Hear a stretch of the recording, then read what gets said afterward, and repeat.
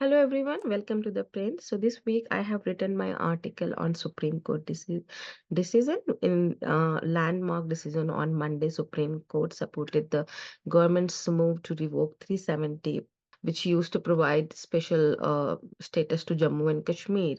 So we have already seen a lot of debate around 370 removal, which is you can say technical debate around the policies and around the national security.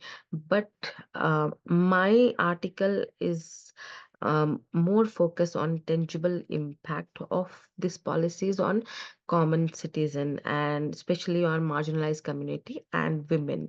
So first of all, I have tried to bring forward the reality of this Muslim majority state, Kashmir Valley, where it is believed that a lot of people try to portray basically that there is a no casteism in the Muslim fold. That's why there is a no casteism in Kashmir Valley, which is totally ignorance, I would say.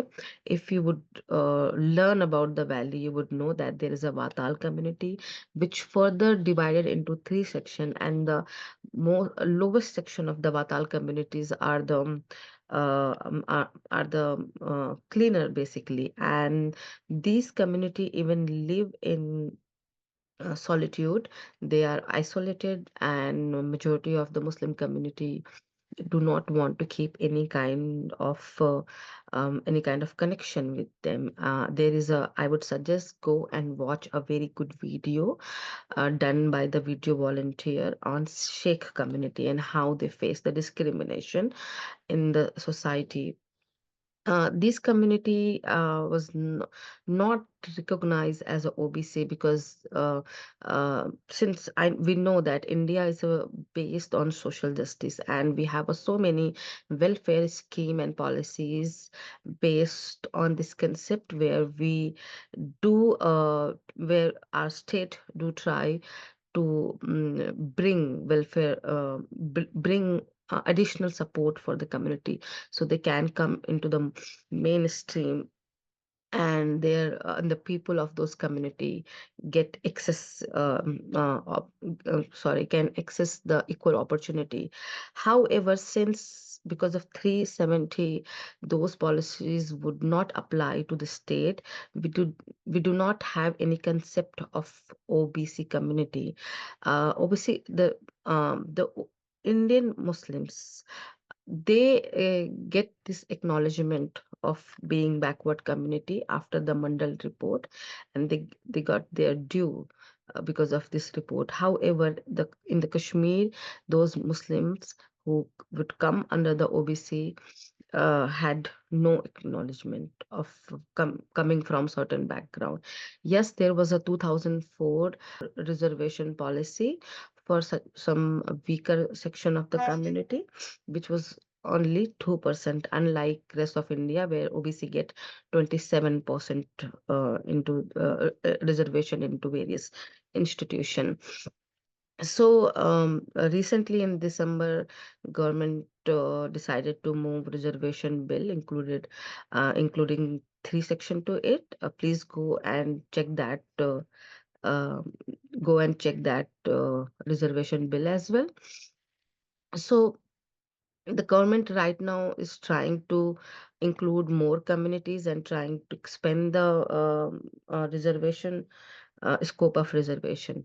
This is the first. Also, there were certain policy like Act 93 for Safai Karamchari, which was also not applied in Jammu and Kashmir due to 370. So, coming from the Pasmanda community, I can totally understand why Mayawati endorsed the removal of 370, because she understands that their people and the marginalized community need it badly, and removal of 370 will provide them the equal opportunity and those welfare schemes and policies.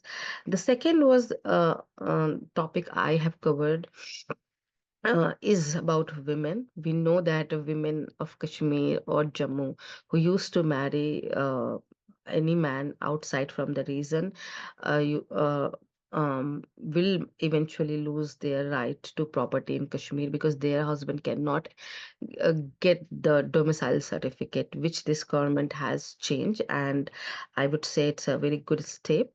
It's a very good step in direction of women equality and empowerment. I mean, how discriminative you can be that a man can marry a woman outside of the region and would and and his spouse would get domicile certificate, but that same equality is not granted to the women. So this is the second policy which I believe would affect a larger section of basically half of the population of Jammu and Kashmir, and is a very good change to see. Apart from that, I would say if you go into the data, you can see how stone pelting has reduced the kids of lesser Allah, which I say, are not dying into this conflict because the leader of separatist leaders, their children used to live their life in luxury, but it's always the poor Muslims kid, always the children of lesser Allah who used to pay in this conflict.